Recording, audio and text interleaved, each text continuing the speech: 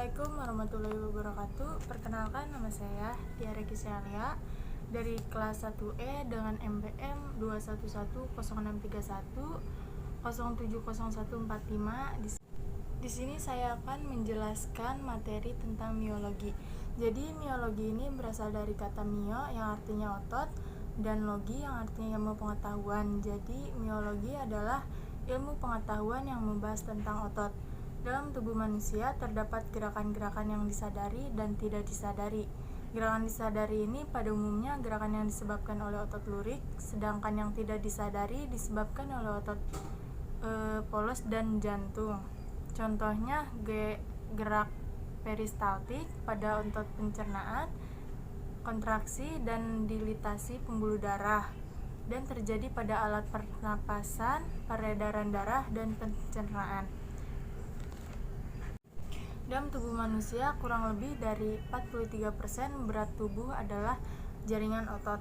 Jaringan otot mempunyai sifat yang dapat dirangsang, yang disebut dengan irritable, dan memendek atau berkontraksi, yang disebut contractible, atau dapat memanjang, yang disebut extensible, dan elastis.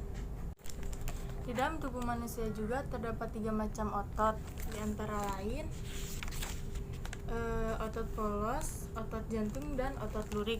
Otot polos ini disusun oleh serabut-serabut otot polos yang inti selnya terdapat di tengah-tengah. Serabut otot tidak mempunyai garis-garis bintang, oleh sebab itu disebut dengan otot polos. Otot ini juga disebut dengan otot visceral karena sebagian besar organ-organ dalam tubuh disusun oleh otot-otot ini. Misalnya alat pencernaan, pernapasan, pembuluh darah, ginjal, hati. Dan kerja otot ini diatur oleh susunan saraf otonom, artinya tidak dapat diatur oleh kemauan manusia. Kontraksinya otomatis dan lebih lambat dari otot lurik. Sedangkan otot jantung ini dilihat dari strukturnya termasuk ke dalam otot lurik, sedangkan jika dilihat dari fungsinya termasuk otot polos. Otot ini juga kerjanya tidak di bawah kemauan manusia tetapi terpengaruh oleh refleks.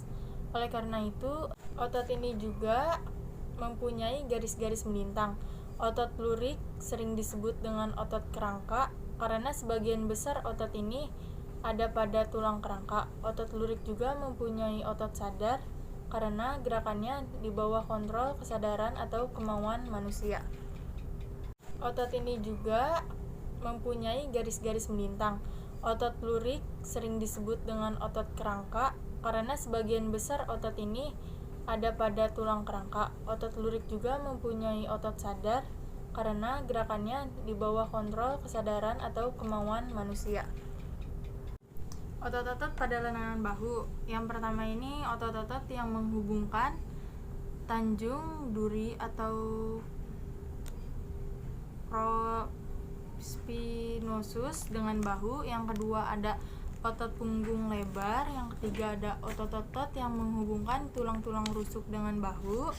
Yang keempat ada otot dada besar. Yang kelima ada otot-otot yang menghubungkan tulang bahu dengan tulang lengan atas. Lalu otot-otot lengan. Otot-otot lengan terbagi menjadi beberapa, yaitu otot-otot di sekitar sendi siku. Yang kedua, otot-otot lengan di sekitar sendi siku bagian belakang. Yang ketiga ini otot-otot di sekitar sendi pergelangan tangan.